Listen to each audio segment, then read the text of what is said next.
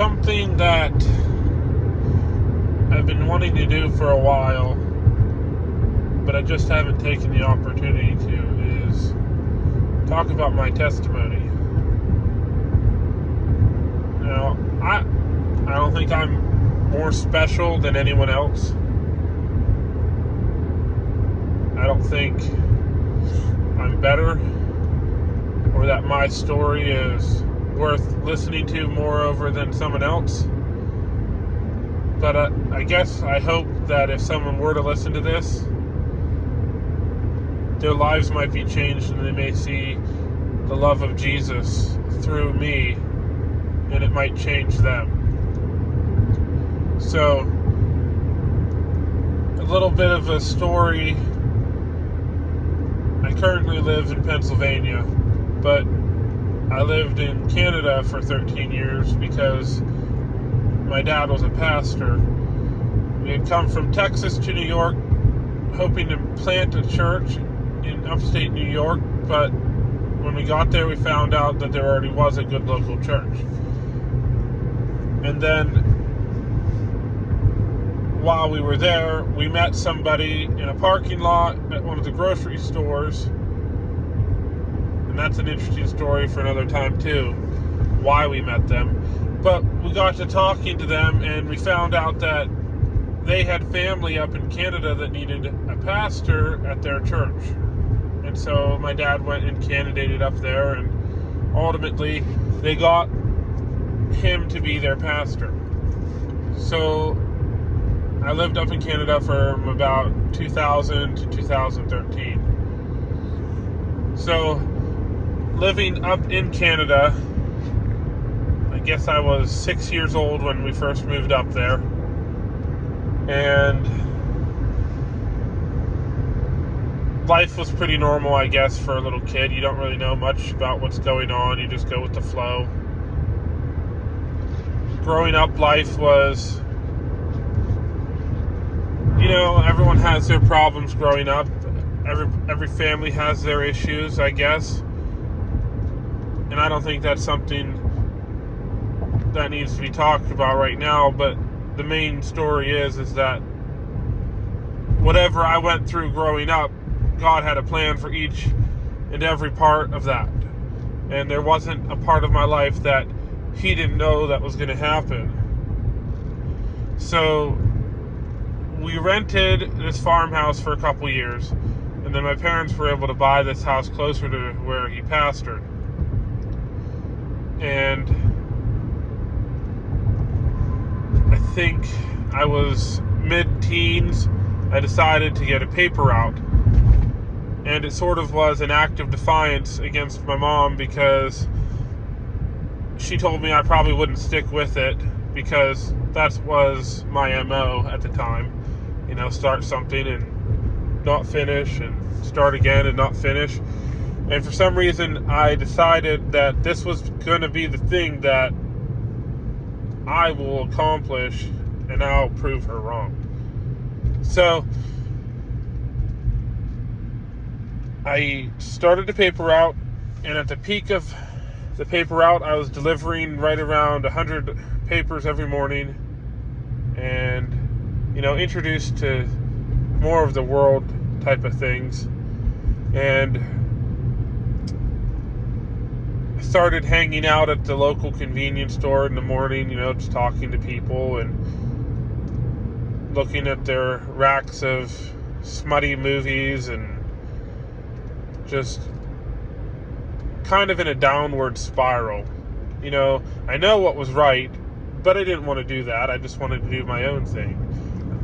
There was a lot of, I don't want to disappoint my dad. And I think that kept me from a lot of things, is I didn't want my dad to be disappointed in me. But there was an inner turmoil. I was in agony in my mind, because I knew what was right. And when you know what's right and you continue to do what is wrong, you're just going to spiral out of control. So this is kind of condensed, but I had made professions before, but they weren't real. There was no fruit.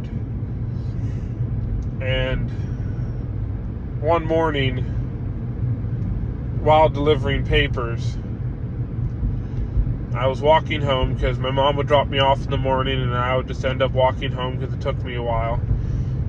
I started walking home and I just didn't want to do it anymore. I didn't want to live. I wanted to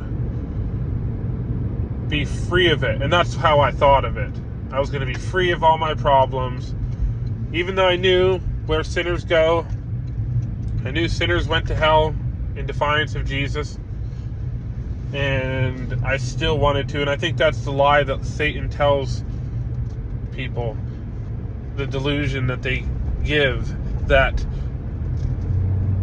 death can be freedom. But death is only the step into the next life.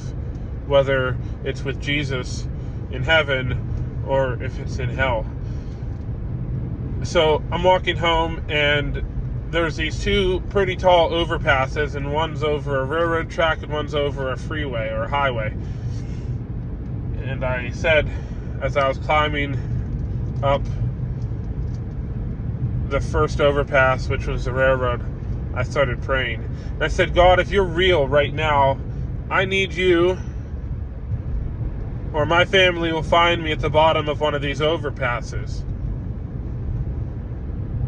Now, I don't know if I actually would have gone through with it. I don't know.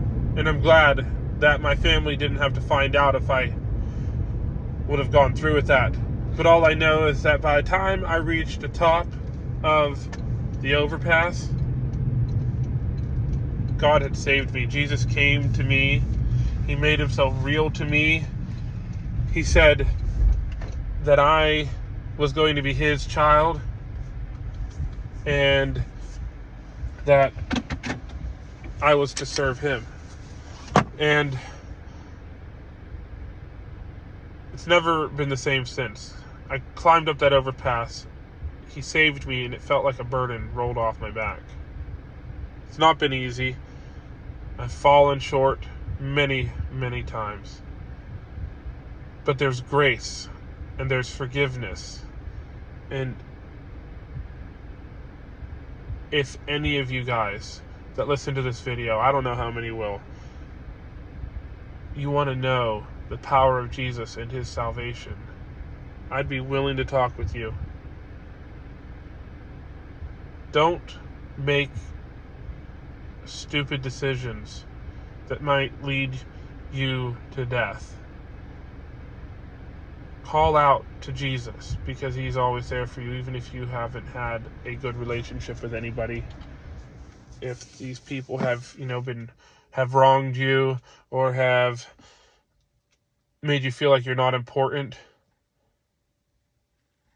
Jesus loves his creation, and his prized creation was humans. But that's the gist of my testimony. The testimony that is mine, that I wanted to share with you guys today. So that's it. That's it for now. But please, if you need help, don't hesitate to call out. Don't hesitate to pray to Jesus, because he will hear you.